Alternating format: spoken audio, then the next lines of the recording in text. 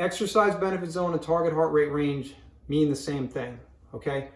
What this is saying in layman's terms is in order to get the physiological adaptations to exercise, okay? And I can name a few here for you. Number one is decreased heart rate at rest, decreased heart rate while you exercise, decreased blood pressure at rest, decreased blood pressure while you exercise, decreased body composition level, decreased body mass index, increased stroke volume, increased vital capacity, obviously decreased stress, decreased anxiety, increased of endorphins, okay? Increased self-esteem, increased self-confidence, increased conviction in what you're doing. All of these reasons why we exercise, the best way to get these is to work out in your exercise benefit zone.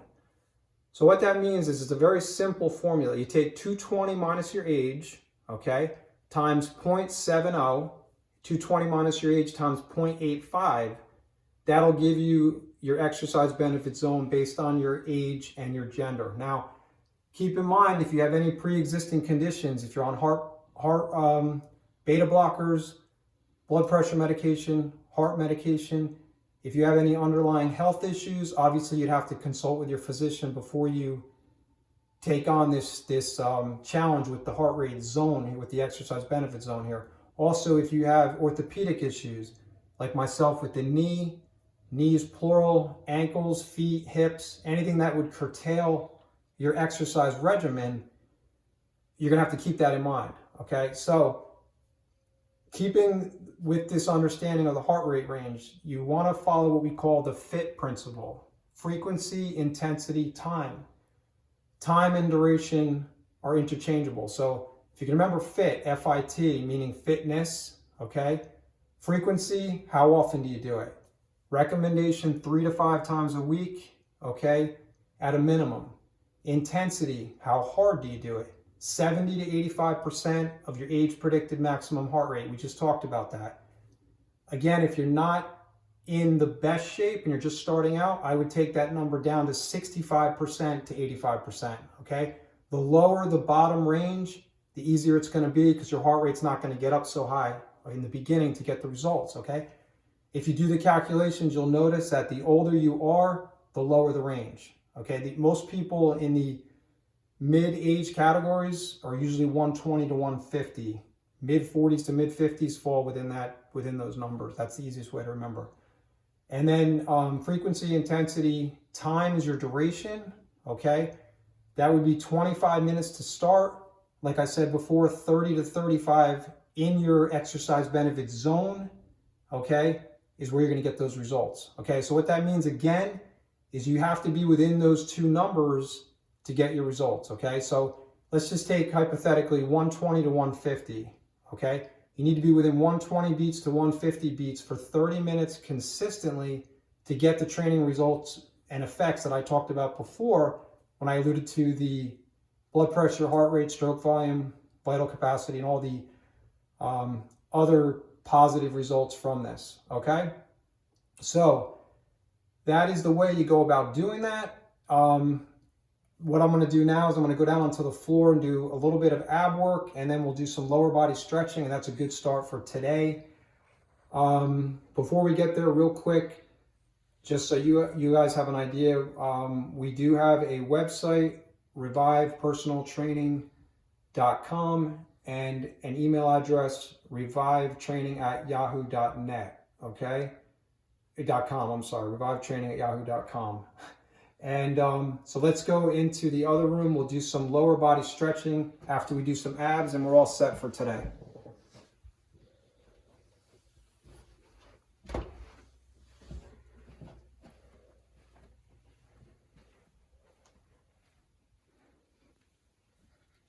Okay, so all you would need at your house, okay, is a towel, or you could use a small mat if you have one. Okay, if you don't have a mat, that's fine. People who have orthopedic issues up in their neck area, cervical spine, thoracic, it's always good to have a pillow behind your head to support your neck, okay? Okay, so what we would do is we would lie supine on the floor, okay? Supine means lying down, looking up, okay? Anytime, just FYI, you hear the word supine, just remember UP is in the word. That means up, so you're facing up, okay? So you can do very basic abs to start, okay? I'm going to take an 8-pound dumbbell and do one ab exercise for you, okay? A good start, okay? You can take this, again, if you had a water bottle or even a medicine ball, anything would work. So you would lie back down. If you have a lower back issue, you want your feet to be flat, your heels to be on the floor. This is called a closed chain movement. Both feet are in contact with the floor, okay? If you don't have a lower back issue, lumbar sacrum coccyx, you can bring your feet up 90 degrees, toes pointing to the ceiling, okay? It's gonna make it a little harder on the abs, the rectus abdominis muscles, a little more effective of a workout. Okay, so what you can do is take this weight, okay? Put it right on your chest, okay, right at your sternum, which is your breastbone. You're gonna have your elbows to the sides. Nice and easy, you can come up and lift the weight up. Okay, so as you go up, you're working the rectus abdominis muscles. Okay, breathe out when you go up. Straighten your arms. You're also working your chest muscles, your biceps a little bit, and your triceps, which are the posterior of your arm. There's 3 tricep muscles, 2 bicep muscles. That's why they call them triceps, biceps. Breathe out when you go up. You get 2 things done at this. Like 2 things done with this exercise. Okay, again, keep that 90 degrees. Come up. All right, so now to add to that, you could take your pillow, as long as you don't have a neck issue, put it in between your legs.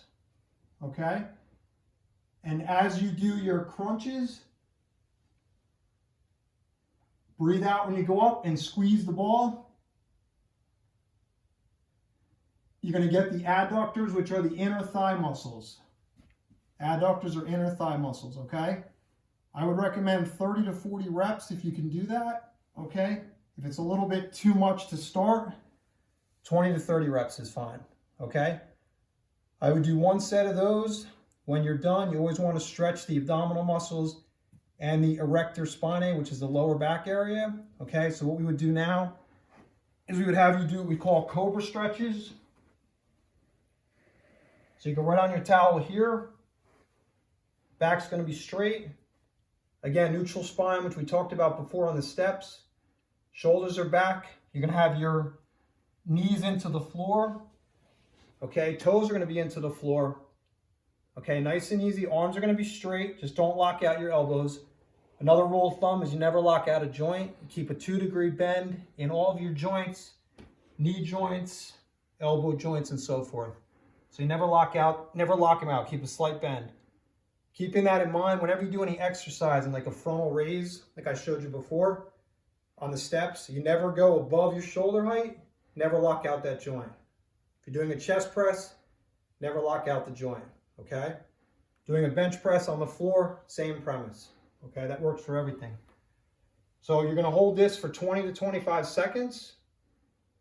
You're gonna stretch the lower back, lumbar sacrum, and coccyx, which we talked about, as well as the rectus abdominis muscles, which are right here in your stomach, okay, right above your umbilicus.